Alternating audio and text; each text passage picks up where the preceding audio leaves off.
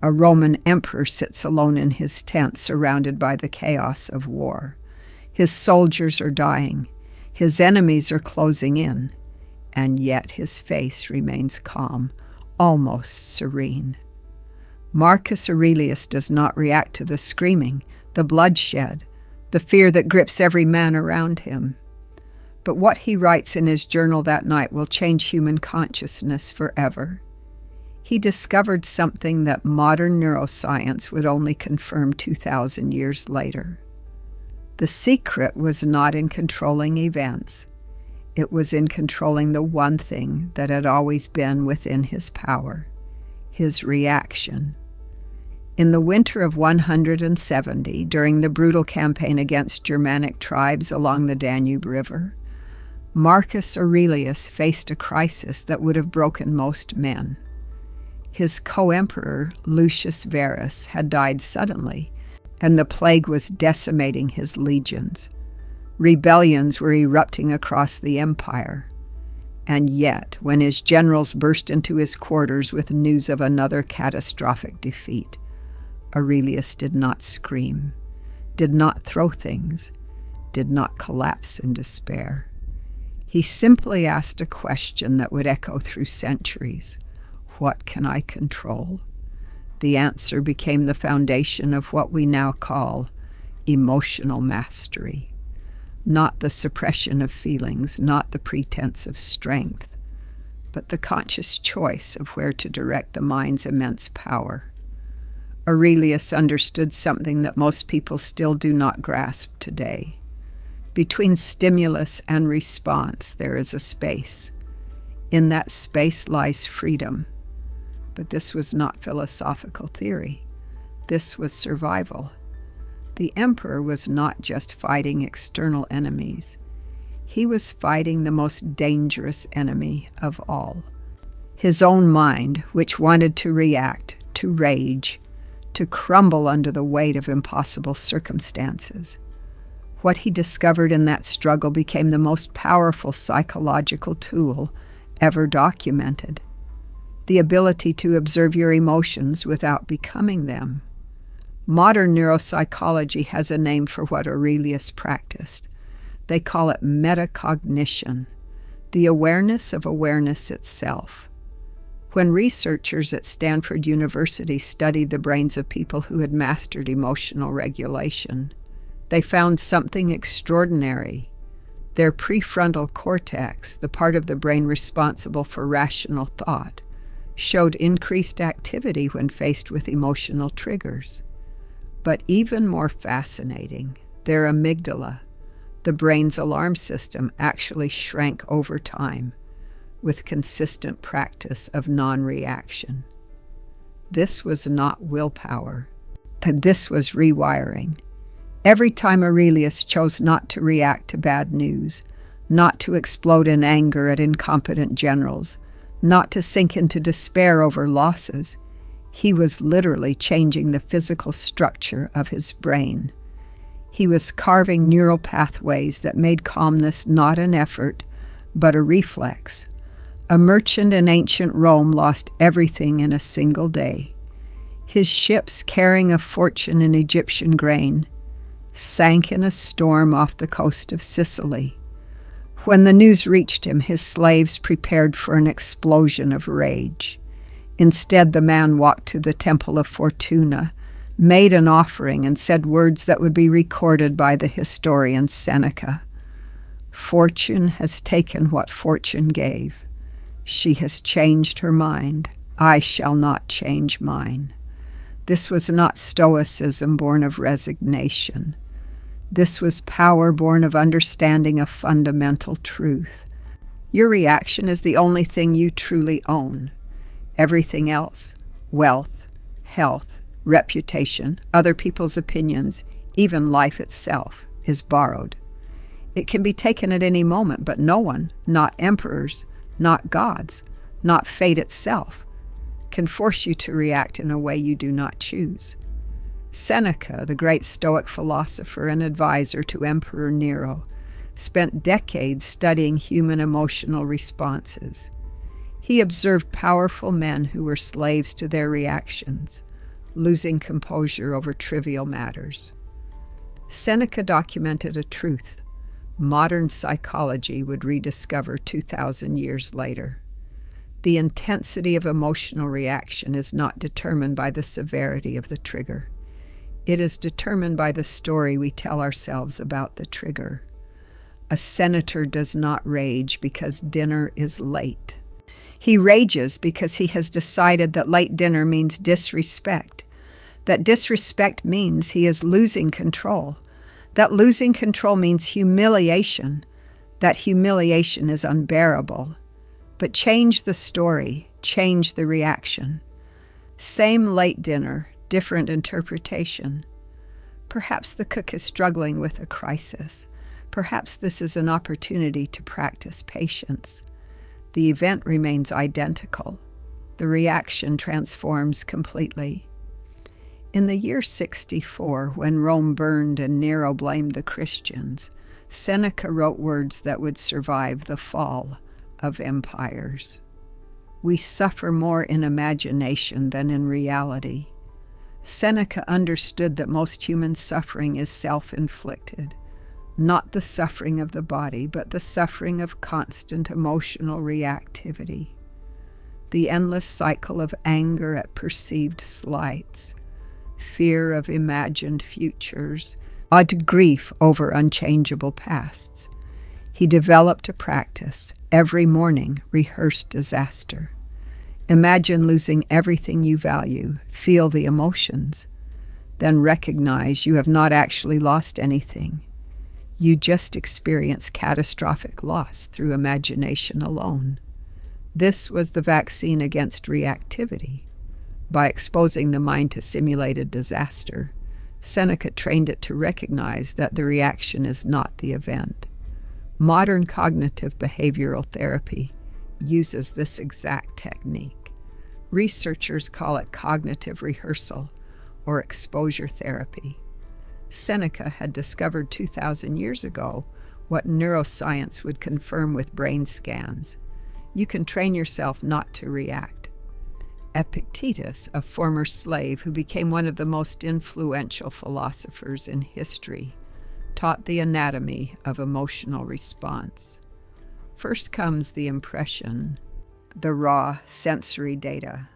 Then comes the crucial moment, the space. In that fraction of a second, the mind has a choice. You can add judgment to the impression or simply observe. Most people skip right over that space. The impression arrives, and instantly, automatically, judgment follows. Epictetus taught something radical. You can stretch that space. You can pause between impression and judgment. The pause is not about duration. It is about awareness. One conscious breath, one moment of recognition that you have a choice is enough to break the chain of automatic reactivity. A slave in ancient Rome had no control over his circumstances. Epictetus himself had been beaten, crippled, sold like cattle. When his owner broke his leg in a fit of rage, Epictetus simply observed, "You are breaking my leg. I told you that you would." This was not superhuman. This was the result of relentless training. Not reacting had become his default state through thousands of small decisions over years. Modern neuroscience explains how this transformation occurs. Every time you choose not to react, you strengthen the neural pathway between your prefrontal cortex and your amygdala. You are building a superhighway that allows rational thought to calm emotional alarm. The first times you practice, it feels impossible. But the brain is plastic, moldable, trainable. With each repetition, the pathway strengthens. A businessman in 2nd century Athens received news that his largest investment had failed. His partners expected fury or desperation. Instead, he said something Epictetus would later record. "I have lost some wood and cloth and metal floating on water, but I have not lost my ability to respond with wisdom. This distinction is everything. External events happen. To react as though they should not happen is to war with reality itself. But how you respond, what meaning you assign, what person you become in the face of events, that is entirely within your power. Epictetus called this the dichotomy of control. Some things are up to you, most things are not. Wisdom is knowing the difference. When psychologist Viktor Frankl survived Nazi concentration camps, he observed prisoners respond differently. Some crumbled within days, while others maintained humanity through years of horror. The difference was not in circumstances, but in chosen response. Everything can be taken from a man but one thing, the last of human freedoms, to choose one's attitude in any given set of circumstances. And these reactions are not your fault. They are your biology, but they do not have to be your destiny. Between the trigger and the reaction is a choice, microscopic perhaps, but infinite in its implications.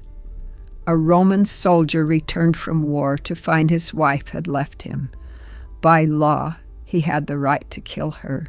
His fellow soldiers urged revenge. But this soldier had studied with Epictetus. Instead of reacting, he asked, "What would a wise person do?" The answer came clearly. Wisdom would recognize his wife's decision was her freedom. Wisdom would understand that vengeance would not bring happiness. Wisdom would choose to let go. He divorced her peacefully and focused on building a new life. Modern research on emotional regulation confirms this wisdom. Studies tracking people through divorce, job loss, and illness show a clear pattern. Those who respond with immediate, intense reaction experience longer recovery times and more health problems. Those who practice emotion regulation show remarkable resilience. Emotions are not the enemy.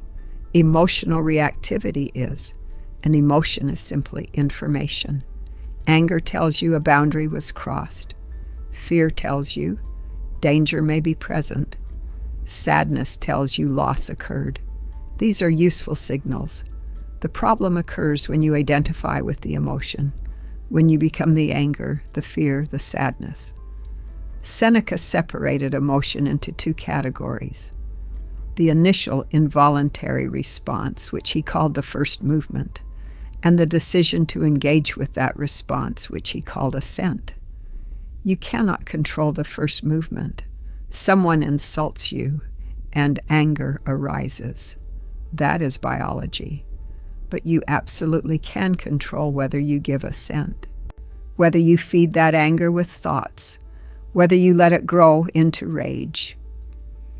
A merchant in 2nd century Ephesus practiced this distinction religiously. Every time he felt anger rising, he would pause and label it. First movement, then he would ask, "Do I give assent?" Usually the answer was no. Within moments, the anger would dissolve. Over years, the first movements became weaker. His brain learned anger did not require his participation. Research in contemplative neuroscience has documented this transformation. Meditators who practice observing emotions without reacting show measurable brain changes. The insula grows thicker, the amygdala shrinks, the anterior cingulate cortex becomes more active. This is neurological optimization, but the training is not passive. You cannot simply wish yourself into emotional mastery. And the Stoics developed specific exercises and systematic methods. Marcus Aurelius practiced negative visualization every morning, imagining encountering difficult people and preparing his response in advance.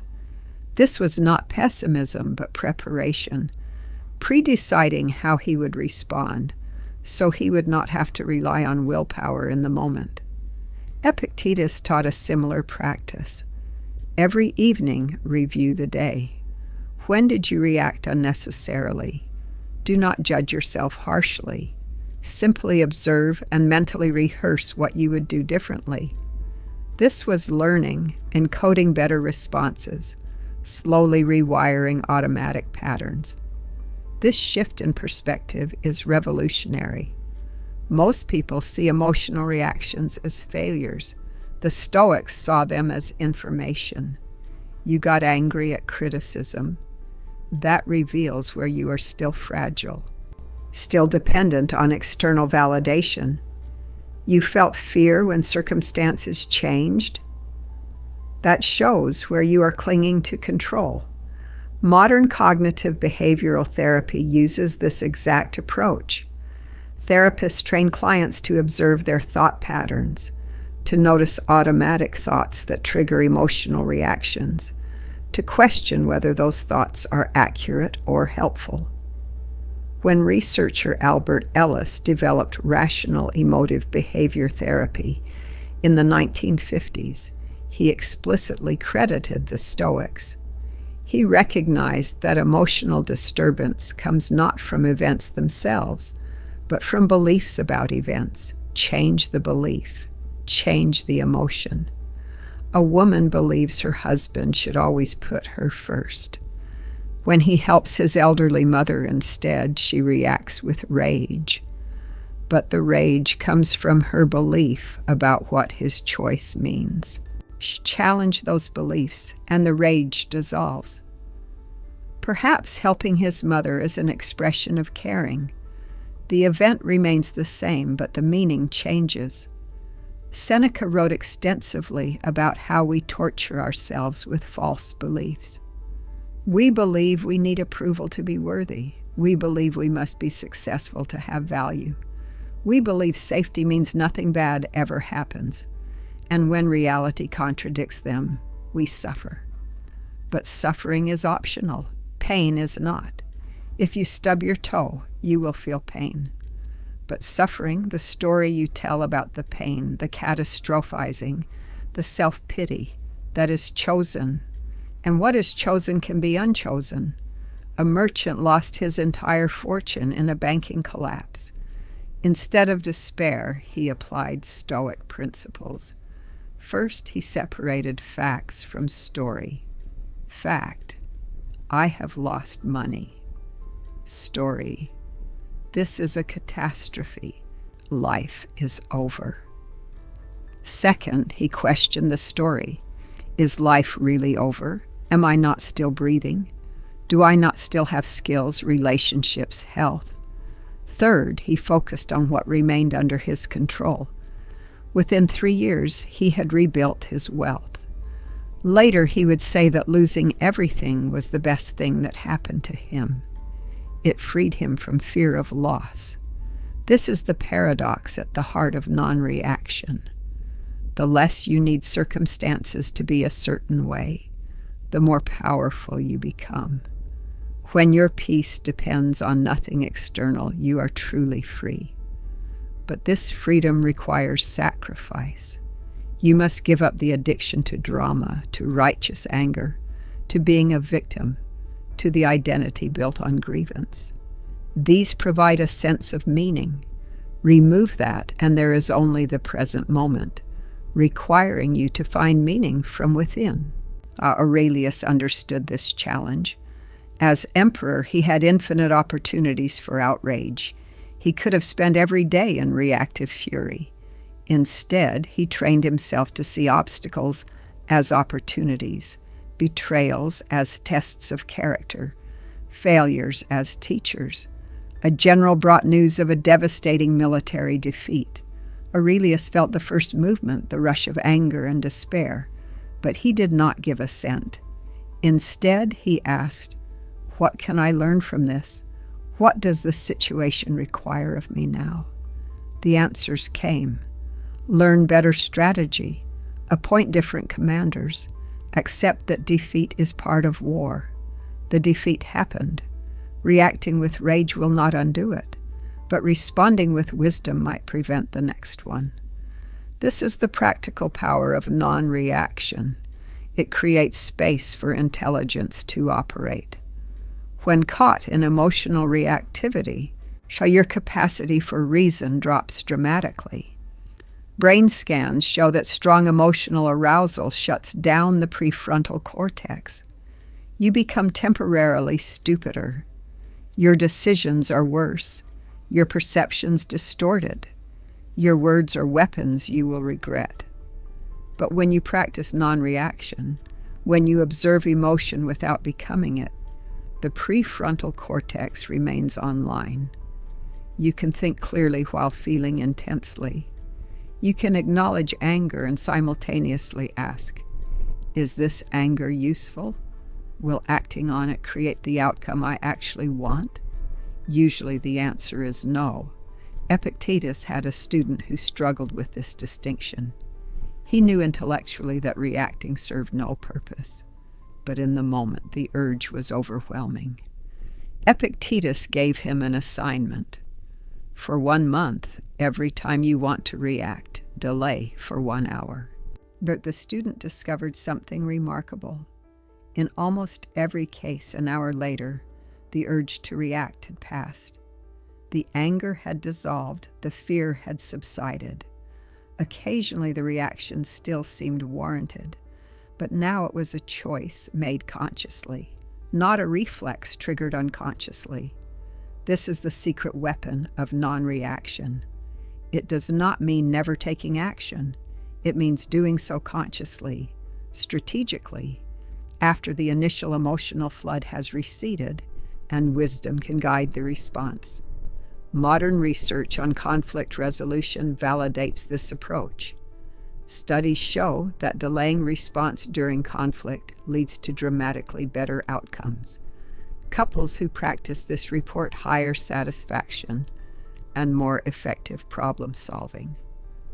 The ancient Stoics did not have brain scans or scientific studies, but they had generations of lived experience, testing these principles under conditions of war, political upheaval, personal tragedy, and daily challenge. What they discovered worked, not sometimes, not for some people, always for everyone willing to practice. But practice is the key word. No one is born with the ability to not react. Learning not to react is a developmental achievement most people never fully accomplish. The Stoics offered a path. They taught that emotional mastery is a learnable skill. You practice, you fail, you practice more. Seneca said becoming wise is like building muscle. The first repetitions are exhausting, but persist and strength grows. A merchant practicing non-reaction found this to be precisely true. His first attempts were laughable failures. Someone would criticize him and he would explode, then immediately regret it and try again. Days of calm followed by spectacular reactive meltdowns. He wondered if he was making any progress at all, but Seneca had warned him. Progress is not linear. Judge by monthly trends. Are you slightly better than you were 30 days ago? Then you are winning, even if today felt like defeat. The merchant kept practicing, slowly, imperceptibly at first. Then obviously, he changed. The things that once triggered instant fury now produced a pause, a breath, a choice. After 2 years, his wife said, "You have become a different person." He had not noticed the transformation because it came so gradually. This is available to everyone. It requires no special talent, no perfect circumstances, no ideal childhood. It requires only decision and practice. Decide that you will begin observing your reactions instead of being controlled by them. Practice daily in small moments with minor irritations. Aurelius practiced on small annoyances, a delayed meal, a careless servant, a boring meeting. These were his training ground. When you can remain calm about trivial provocations, you build capacity for genuine crisis. The person who explodes over burned toast will certainly explode when facing genuine hardship. This is why the Stoics seem so calm in catastrophe. They were not superhumans with different emotions. They had trained themselves through thousands of mundane moments to default to observation rather than reaction. By the time crisis arrived, non-reaction was not something they had to try to do. It was simply who they had become. A student asked Epictetus if he ever felt fear. "Constantly," he replied. "Fear is biology, but I do not obey fear unless it is giving me useful information. If a building is on fire, fear tells me to leave. That is useful. If someone insults my philosophy, fear might tell me to defend myself violently. That is not useful. This distinction is crucial. Non-reaction does not mean non-feeling. It means non-identification, non-automation, non-slavery to emotional impulse. You feel everything, perhaps even more intensely, because you are not numbing yourself. But you do not let feelings make decisions for you. The science behind this is remarkable. When researchers at the University of Wisconsin studied Tibetan monks who had practiced meditation for decades, they discovered these monks could experience intense emotional stimuli, while their brain scans showed full emotional activation. But simultaneously, their prefrontal cortex remained fully active, observing, regulating, choosing response. Ordinary people showed a different pattern. When strong emotion activated, the prefrontal cortex shut down. But the monks proved something revolutionary. You can train your brain to feel intensely while thinking clearly. You can have emotional activation and rational choice happening simultaneously. This is not suppression. This is integration. The emotion provides information, passion, energy, but reason provides direction, wisdom, restraint. A Roman senator named Cato was famous for his unshakable composure. During one of the most violent political debates in Senate history, with accusations flying and senators physically fighting, Cato stood calmly at the podium, continuing his speech, as though nothing unusual was happening. When asked later how he remained so calm, he said something that revealed the depth of his training. "I was not calm. My heart was racing. My muscles were tense. My body was flooded with the urge to fight or flee. But I was not my body. I was the one observing my body, and I chose not to obey its panic." This is the advanced practice. Not pretending you do not feel emotion, but developing the capacity to be the observer of emotion rather than the experiencer alone. There is you, and there are the emotions happening within you. These are not the same thing. When you realize this, truly realize it, not just intellectually but experientially, everything changes. A wealthy Roman woman lost her son to illness.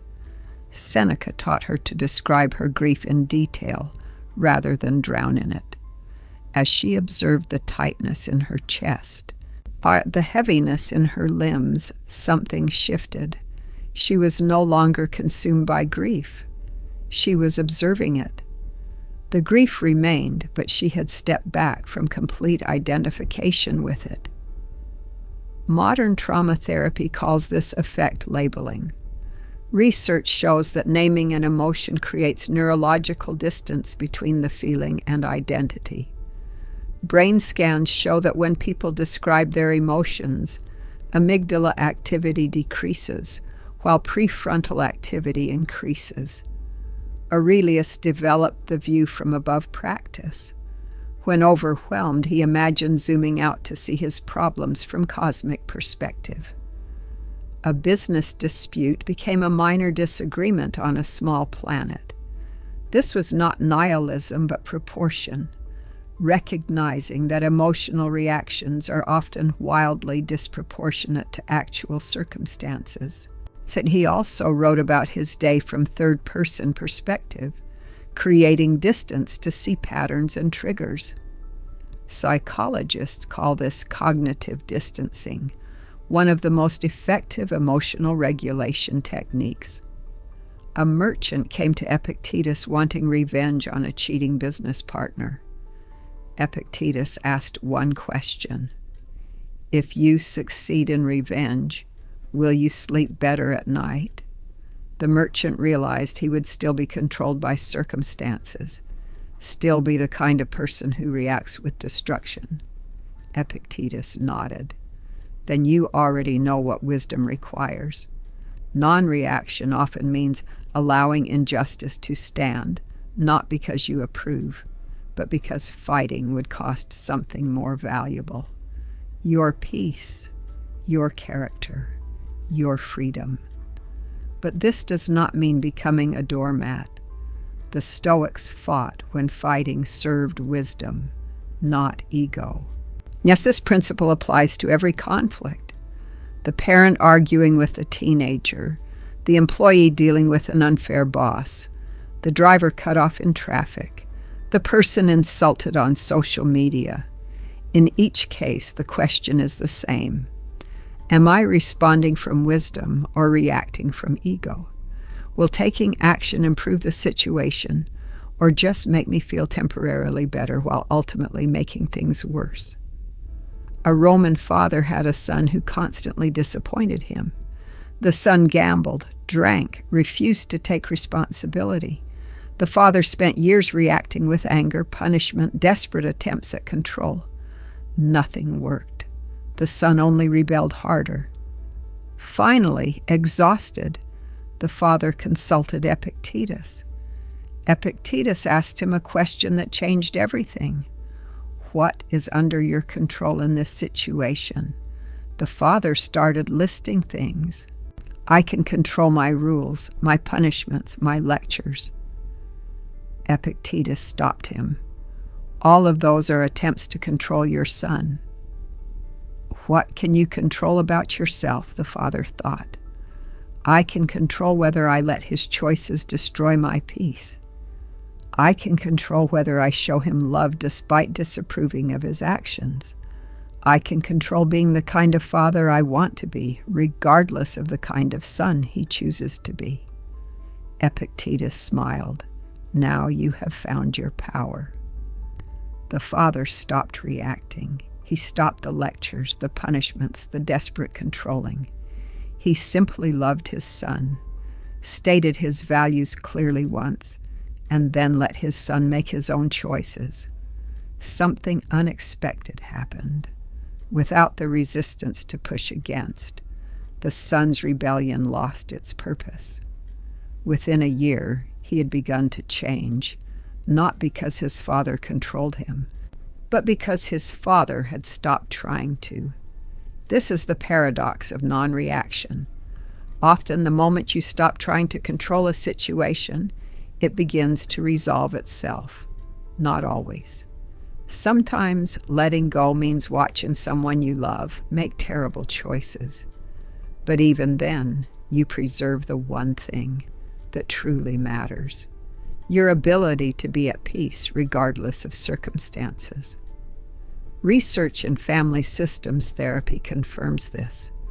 Parents who can emotionally disengage from their children's choices while maintaining connection and support raise more autonomous and ultimately more successful children.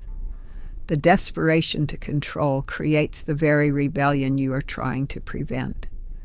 Non-reactive presence, by contrast, creates safety for growth. But perhaps the most powerful application of non-reaction is in the relationship with your own mind. That the average person has thousands of thoughts per day. Many of them are negative, critical, anxious, angry. If you react to every thought as though it were true and important, you will be a slave to mental chaos. But if you can observe thoughts without believing them, without acting on them, you reclaim sovereignty over your inner world. Aurelius wrote in his Meditations about a technique that modern cognitive therapy would later call diffusion. He would notice a disturbing thought and label it. That is just my mind doing its catastrophizing thing. That is just my mind trying to protect me through worry. That is just my mind repeating old patterns. The thought did not disappear, but it lost its power. He had stepped out of identification with it. A soldier returning from war could not stop thinking about the horrors he had witnessed. And the thoughts came constantly, unbidden, overwhelming. He believed these thoughts meant he was broken, that he would never be normal again. Then he met a philosopher who taught him something that saved his life. Thoughts are not facts. They are events in consciousness, like clouds in the sky. You do not have to believe them, obey them, or be controlled by them. The soldier practiced this relentlessly. Every time a disturbing thought arose, instead of fighting it or believing it, he simply noticed it. There is a thought about the battle. There is a thought that I am broken. There is a memory arising. He did not try to stop the thoughts. He just stopped reacting to them as though they were truth. Over months, the thoughts began to have less power. They still came, but they no longer controlled him. This is the essence of cognitive behavioral therapy, of acceptance and commitment therapy, of mindfulness-based stress reduction. All modern evidence-based treatments for anxiety, depression, and trauma share this common core. Change your relationship to your thoughts and emotions. Observe them without becoming them. Make space for difficult internal experiences without being controlled by them. The Stoics discovered this 2,000 years before modern psychology. They did not have brain scans or controlled studies, but they had the laboratory of their own experience, tested under the extreme conditions of war, political upheaval, personal loss, and daily challenge. And what they discovered was this: the human mind, properly trained, is capable of extraordinary resilience, peace, and freedom. But training is everything. No one develops emotional mastery by accident. It requires intention, practice, and patience. Seneca recommended starting each day with preparation and ending each day with review. In the morning, anticipate challenges. How will I respond when I encounter difficulty today? What principles will guide me? In the evening, examine your actions. Where did I react unnecessarily? What could I have done differently? What did I learn? This simple practice, done daily, creates compound growth. Each day you are slightly more aware, slightly more skilled, slightly more free. The changes are imperceptible day to day, but dramatic year to year. Seneca said that if you are better this year than last year, you are winning. If you are worse, examine what went wrong and correct course. If you are the same, you are actually declining, because life constantly challenges you to grow. A merchant practiced Seneca's daily review for 5 years. He kept a journal, noting every significant reaction and analyzing it. In the first year, his journal was full of failures, reacted with anger at criticism, lost temper at minor inconvenience, fell into despair over business setback. But he did not judge himself harshly. He simply observed and learned. By year 3, the entries began to change.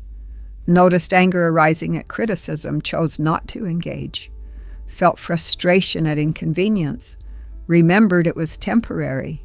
Experienced disappointment at setback, focused on what remained under control. By year 5, entire weeks would pass with no entries, not because nothing challenging happened, but because his responses had become so automatic that there was nothing remarkable to note. He had rewired his default state from reaction to response. This is what is possible for anyone willing to practice. You are not stuck with your current patterns. Neural pathways are not fixed. The brain you have today is the result of what you practiced yesterday. The brain you will have tomorrow depends on what you practice today. Every moment of conscious non-reaction strengthens the neural networks of emotional regulation. Every moment of unconscious reactivity strengthens the opposite. Epictetus made this point with brutal clarity. You are training yourself every single moment, whether you realize it or not. The question is not whether you are training, but what you are training. Are you training reactivity or regulation? Impulsivity or intention? Enslavement or freedom? Every reaction is a vote for who you are becoming. A young student, understanding this, became discouraged.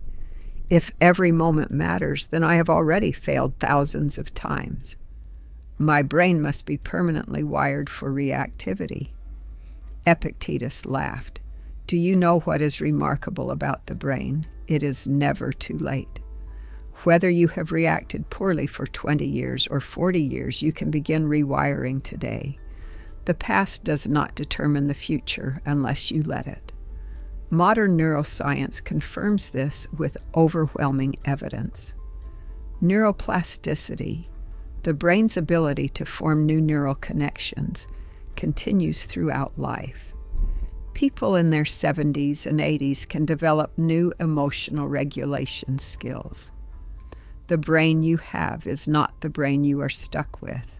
It is simply the brain you have trained so far. But the training must be systematic. Random good intentions do not create lasting change. You need specific practices, done consistently, with clear feedback on progress. The Stoics provided exactly this. They created what we might call a curriculum for emotional mastery, practical exercises that anyone could follow.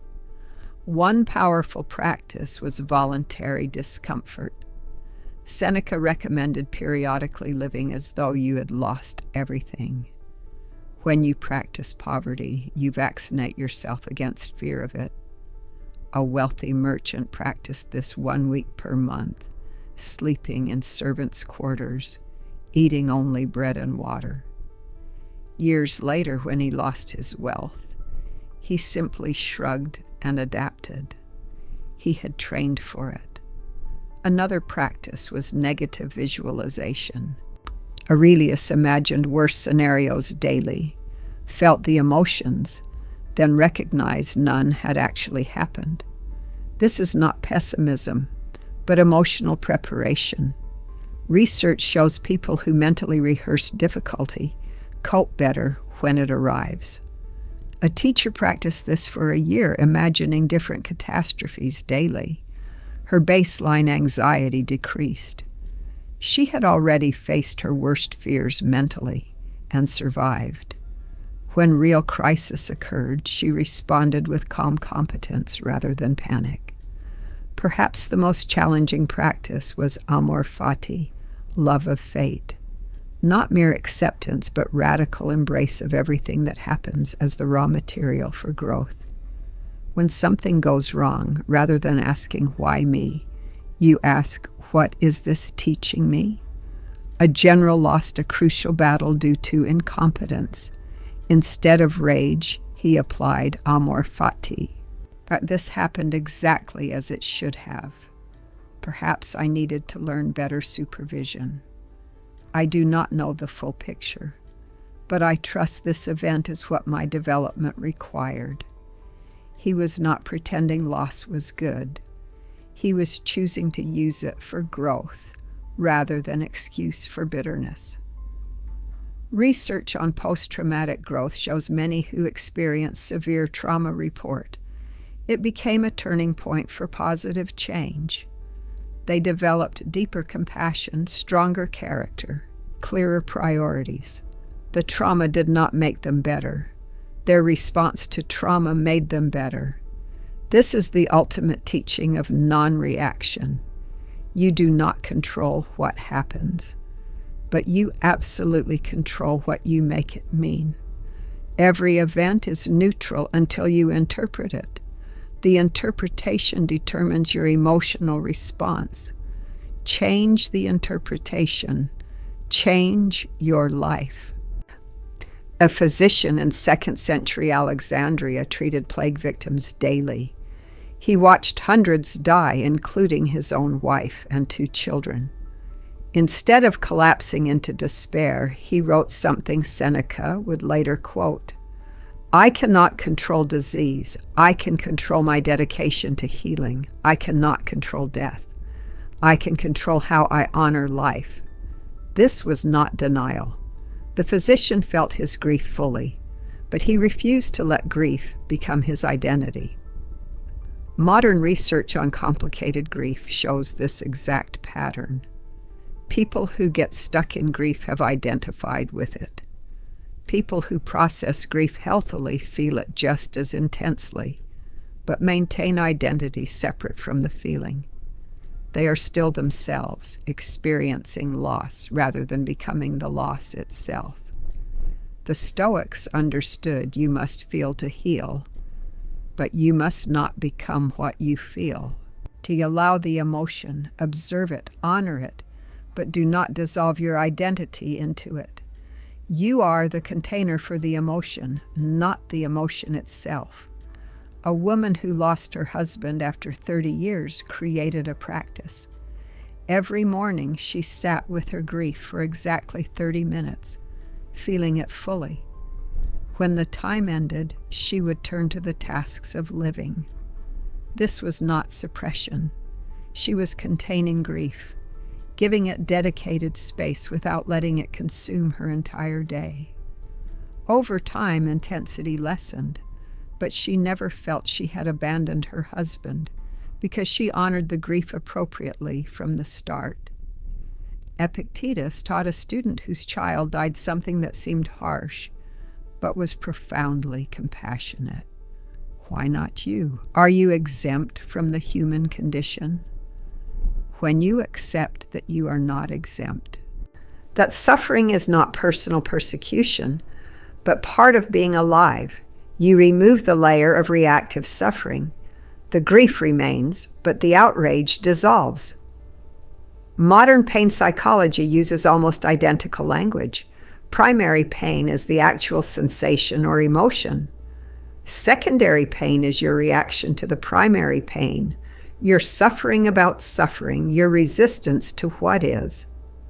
The Stoics understood that while primary pain is often unavoidable, secondary pain is always optional. It is created entirely by resistance, by the belief that things should be different than they are. A soldier captured and tortured discovered he could not control the pain, but he could control his relationship to it. By observing pain with detached curiosity, rather than fighting it, he created space for freedom even within torture. The pain could dominate his body, but not his mind.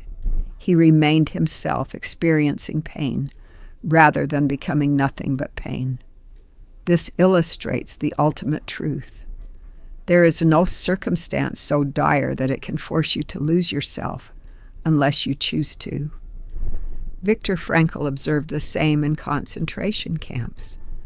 The last human freedom is choosing your attitude toward whatever is happening. But most people never face such extreme tests. For most of us, the challenge is not surviving torture or concentration camps. The challenge is surviving daily irritations without destroying our peace. The rude customer, the traffic jam, the critical coworker, the disappointing child, the broken appliance, the rained-out plan. 1,000 small provocations, each offering the opportunity to react or respond, to be controlled or to maintain control. For Aurelius wrote that the art of living is more like wrestling than dancing. Dancing is for peaceful times, when everything flows smoothly. Wrestling is for reality, where you are constantly being grabbed, pushed, challenged, and you must maintain your balance through continuous adjustment. You do not react to being grabbed by falling down. You adjust, you adapt, you maintain your center.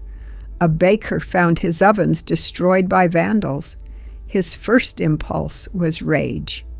But he had practiced Stoic principles for a decade. He sat among the ruins and asked, "What would wisdom do?" The answer was simple: rebuild. He did not waste energy on rage. Within 6 weeks, the bakery operated again. He could have spent 6 weeks being angry or 6 weeks rebuilding. The choice was always his. This is the practical power of non-reaction in everyday life. To you reclaim the energy that would have been wasted on useless emotion and redirect it toward useful action. Anger at the vandals would not repair the ovens. Despair would not feed his family. But intelligent action, sustained effort, and community collaboration could. Non-reaction was not weakness. It was efficiency. Modern productivity research confirms this. People who can regulate their emotions under stress accomplish more, make better decisions, maintain better relationships, and report higher life satisfaction. This is not because they face fewer challenges. It is because they waste less energy on reaction and have more energy available for response. But what about righteous anger that motivates social change? The Stoics distinguish between anger, which is reactive and destructive, and justified indignation, or which is clear recognition of wrong, coupled with determination to correct it. Anger wants to punish. Justified indignation wants to reform. Anger makes you stupid. Justified indignation makes you effective. Cato fought corruption his entire career, but never seemed angry. When asked how he could fight evil without hate, he said, "Anger would make me like them. I refuse to let their corruption infect my character. I fight not from hate, but from love of virtue and justice." A civil rights worker studied Stoic philosophy and applied it to activism. She faced violence and hatred daily, but committed never to react with hate. This was not passivity. She protested, organized, put her body on the line.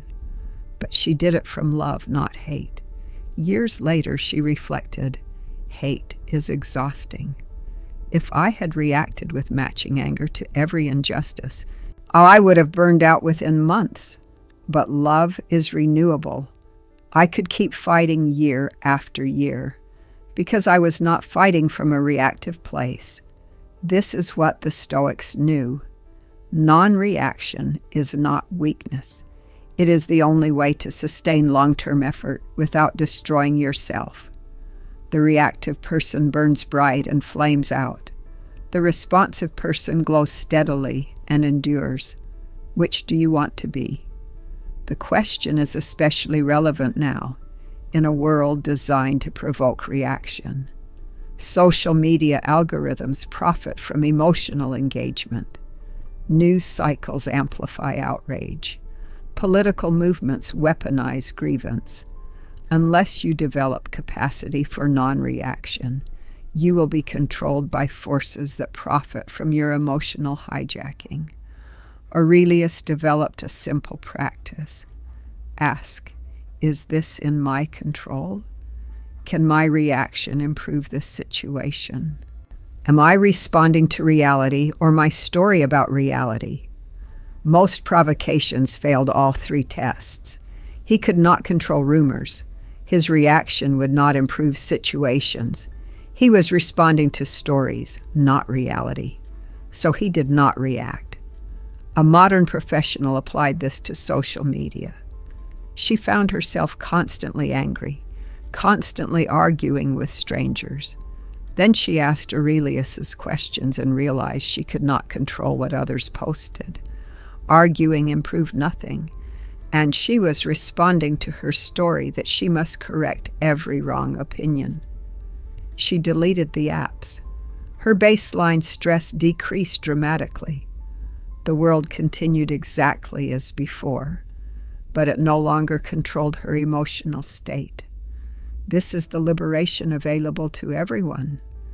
You do not have to react to every provocation. You do not have to have an opinion about everything. You do not have to correct every wrong person on the internet. You do not have to win every argument, defend every criticism, or prove every point. You can simply choose peace. But choosing peace is not the same as avoiding conflict. The Stoics were clear about this. There are hills worth dying on, principles worth defending, battles worth fighting. The key is choosing consciously, rather than reacting automatically. Not every hill is worth dying on. Not every battle is worth fighting.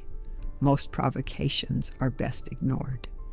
But some require response, and when they do, that response should come from wisdom, not rage. Epictetus taught students to ask before confrontation, what is the goal? If the goal is to feel superior or win, do not engage. If the goal is to educate or uphold principle, engage calmly. Hot words rarely change minds. Clear truth, delivered with respect, sometimes does. A teacher with a disruptive student changed her approach. Instead of anger, she responded with curiosity. That is interesting. What led you to that conclusion? The student, expecting fight, got inquiry. Without resistance to push against his rebellion lost purpose. Within months, he had begun to change. This is the Aikido principle. Do not meet force with force. Redirect the energy. The reactive approach pushes back harder. The responsive approach steps aside and redirects towards something constructive. The final level of Stoic training involves a practice so advanced that few master it, turning every negative experience into gratitude. Not fake gratitude, not silver lining thinking, but genuine appreciation for difficulty as the raw material of growth. Aurelius called this sympatheia, the understanding that everything in the universe works together, even apparent obstacles. He wrote in his Meditations that a blazing fire takes whatever you throw on it and uses it as fuel. Small logs, the fire grows. Large logs, the fire grows larger. The fire does not complain about what kind of wood it gets. It simply transforms everything into more fire. Be like the fire. Take whatever life throws at you and use it as fuel for your growth. A merchant practicing this had his cargo ship sink in a storm. Instead of reacting with despair, he asked, "What is the gift in this?" The answer came slowly. The gift was discovering that his wealth did not define him. The gift was learning he could start again. The gift was recognizing his resilience. The gift was the opportunity to rebuild with wisdom gained from failure. Within 3 years, he had not only recovered his losses, but exceeded his previous wealth. More importantly, he was no longer afraid of loss, because he knew he could use any loss as fuel. This is the ultimate freedom. When you can genuinely thank difficulty for the opportunity to grow, you have transcended reactivity completely. You have become uncontrollable by external circumstance. You are the fire that transforms everything into fuel, the mind that uses every experience as raw material for wisdom. But this level of mastery does not come from reading about it. It comes from daily practice, from failing and trying again, from patience with yourself as you slowly rewire decades of reactive programming. The Stoics were realistic about this. They did not promise instant transformation. They promised that if you practice daily, You will be different in a year, unrecognizable in 5 years, and free in 10 years. A wealthy Roman began studying Stoicism at age 50. He thought he was too old, too set in his ways, too damaged by decades of reactive living. But he committed to daily practice anyway. Every morning he would read one passage from Aurelius or Seneca. Every evening he would review his day and journal about his reactions. When he caught himself reacting, he would pause, label the emotion, and choose a better response. For the first year he saw little progress. He still exploded in anger at minor provocations. He still fell into despair over setbacks. He still let other people's opinions control his mood. But he kept practicing. In the second year, something shifted, not dramatically, not suddenly, but he noticed that the explosions were slightly less frequent, slightly less intense, slightly shorter in duration. The recovery time after reactivity was faster. By year 5, people who knew him commented on the change. "You seem different," they would say, "more peaceful, more centered, less bothered by things." By year 10, he was teaching others. Students would ask how he became so wise, so calm, so free. He would always answer the same way. "I am not special. I simply practiced every day for 10 years. Anyone can do what I did. The question is whether you will." This is the promise and the challenge of non-reaction. It is available to everyone, but it requires what most people are unwilling to give. Consistent effort over a long time with no guarantee of quick results. In a culture of instant gratification, this is a hard sell. But for those willing to pay the price, the reward is beyond measure. True freedom, lasting peace, and the ability to maintain your center no matter what storms rage around you. The Stoics understood you cannot do this alone. You need community. Aurelius had Stoic advisors. Seneca had his philosophical circle. Epictetus taught in a school where students practiced together. A group of merchants in 2nd century Rome formed a philosophical club, meeting weekly to discuss Stoic principles and share struggles. They were not judging or competing, but sharing honest reality. Over years, this group developed collective wisdom greater than any individual member. Modern research confirms social support predicts success in behavior change. People who practice new habits in community maintain them far better than those practicing alone. If you are serious about non-reactivity, find others who share this goal. But ultimately, the work is yours alone. No one can practice for you. No teacher can give you their hard-won wisdom. They can only point the way. You must walk the path yourself, one small choice at a time, one conscious breath at a time, one observed emotion at a time.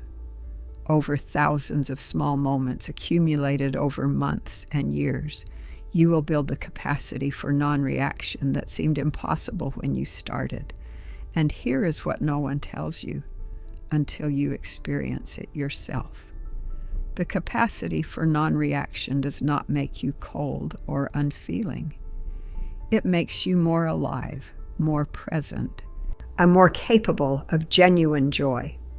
When you are not constantly hijacked by reactive emotion, you have space to experience life directly, rather than through the filter of constant judgment and resistance. Colors seem brighter, connections feel deeper. Simple moments become profound. A philosopher who had practiced for 20 years said something that surprised his students. "Before I learned non-reaction, I thought I was fully alive. I felt everything intensely. I reacted passionately. I was never neutral.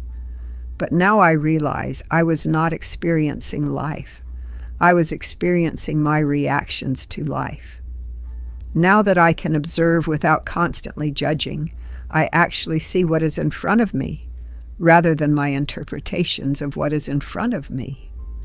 I am more alive now in my calmness than I ever was in my reactivity. This is the paradox. The person who reacts to everything feels less than the person who responds to everything. Reaction is automatic, unconscious, repetitive. Response is conscious, chosen, fresh. Every reactive person is essentially repeating the same emotional patterns over and over, like a song stuck on repeat.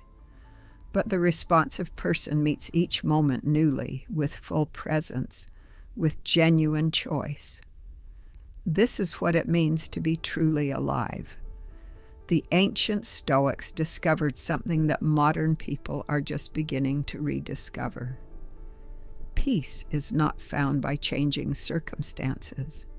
It is found by changing your relationship to circumstances. Freedom is not having everything go your way. It is maintaining your center regardless of which way things go. Strength is not dominating others. It is mastering yourself. Wisdom is not knowing everything. And it is knowing what deserves your reaction and what does not. These are not abstract philosophical ideals. These are practical skills that determine the quality of every day of your life. The person who has developed non-reactivity lives in a fundamentally different world than the reactive person, not because their circumstances are better, but because their relationship to circumstances has transformed. Same events, different experience. Same triggers, different response. Same life, different quality of being. The ancient secret that Marcus Aurelius discovered in his tent, that Seneca taught in his garden, that Epictetus practiced in his chains, has survived 2,000 years. Because it speaks to something eternal in human nature. We all want peace. We all want freedom. We all want to stop being controlled by forces outside ourselves. The Stoics showed that this freedom is not somewhere out there, to be found by changing circumstances, but somewhere in here, to be claimed by changing response.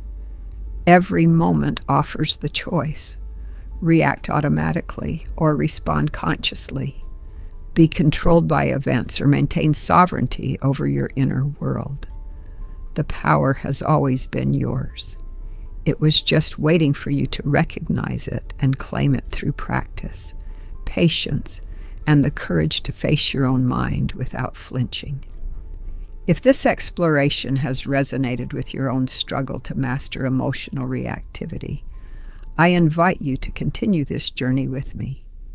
Subscribe to this channel for more deep investigations into ancient wisdom, validated by modern science, practical philosophy that works in real life, and transformative practices that can rewire your brain and reclaim your peace.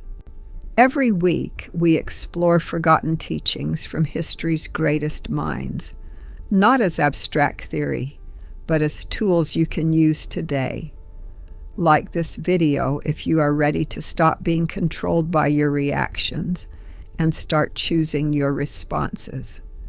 Share it with someone who needs this reminder that between stimulus and response, there is always a space, and in that space lies all the freedom you have been seeking. The ancient masters are waiting to teach you, and the only cost is your willingness to practice. See you in the next journey.